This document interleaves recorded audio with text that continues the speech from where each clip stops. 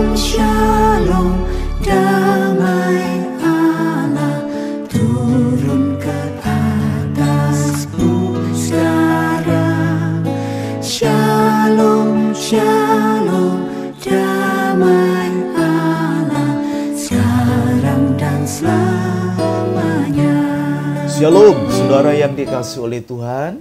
Berjumpa kembali dalam program Gembala Menyapa Anda bagian yang ke-17.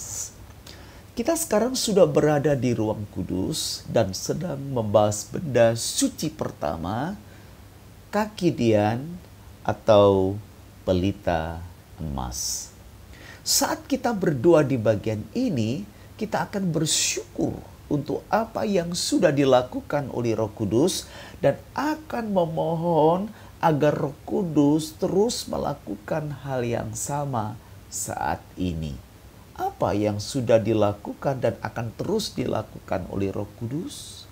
Nah, pokok doa Daniel. Roh Kudus mengingatkan akan dosa, kebenaran, dan penghakiman.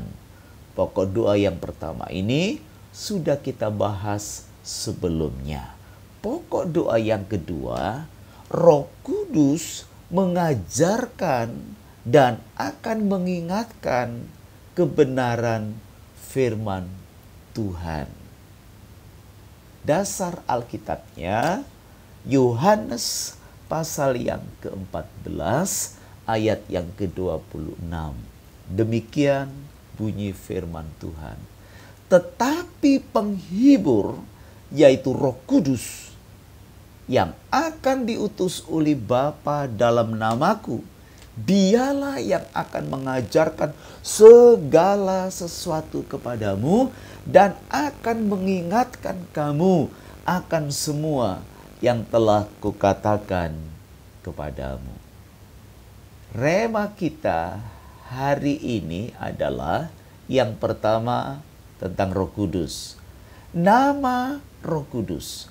Bagi kita yang terpenting dari Roh Kudus itu bukan hanya kuasanya seperti yang dijanjikan dalam Kisah pasal 1 ayat yang ke-8, kamu akan menerima kuasa kalau Roh Kudus turun atas kamu, melainkan karakternya yang kudus. Dan manifestasi tabiatnya yang kudus itu di dalam kehidupan orang-orang percaya, sehingga kita makin lama makin hidup di dalam kekudusan. Yang kedua, Roh Kudus disebut sebagai penghibur. Manusia tidak selalu dalam keadaan baik dan atau normal. Kita sering diperhadapkan dengan kesulitan, kekurangan, kehilangan, tekanan, dan seterusnya.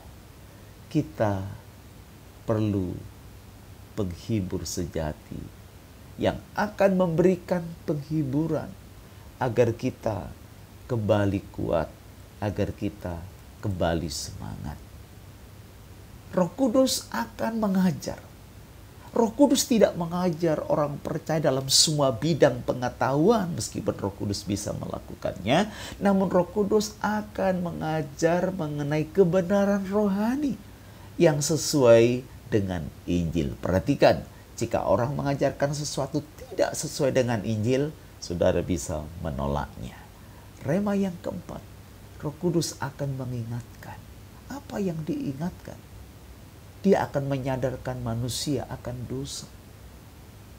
Untuk membawa manusia berdosa kepada Kristus, dia akan mengingatkan tugas utama gereja, yaitu memberitakan Injil, membaptiskan, dan memuridkan. Haleluya. Nah, Bapak Ibu yang dikasihi oleh Tuhan, mari sekarang kita akan berdoa mengucap syukur untuk apa yang Roh Kudus sudah lakukan. Dan mari kita akan terus berdoa agar Roh Kudus melakukan terus di dalam dan melalui kehidupan kita. Dia akan menolong kita hidup suci Dia akan menghibur dan menguatkan kita. Dia akan mengajar banyak hal tentang perkara-perkara rohani.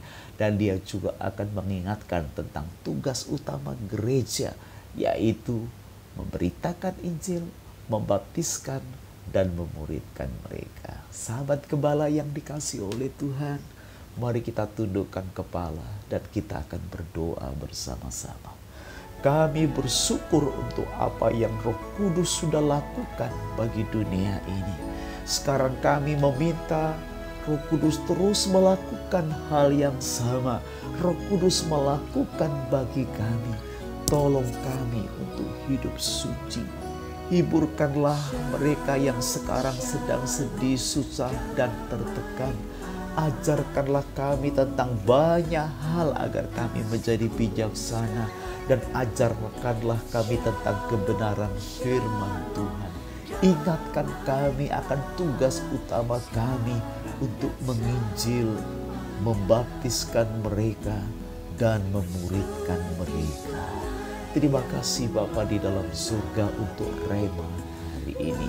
Kami berdoa dan mengucap syukur di dalam nama Tuhan Yesus Kristus. Haleluya. Amin. Sahabat gembala yang dikasihi oleh Tuhan, sampai berjumpa pada program berikutnya. Tuhan memberkati saudara dan shalom. Damai Allah turun ke atasku sekarang. Shalom, shalom.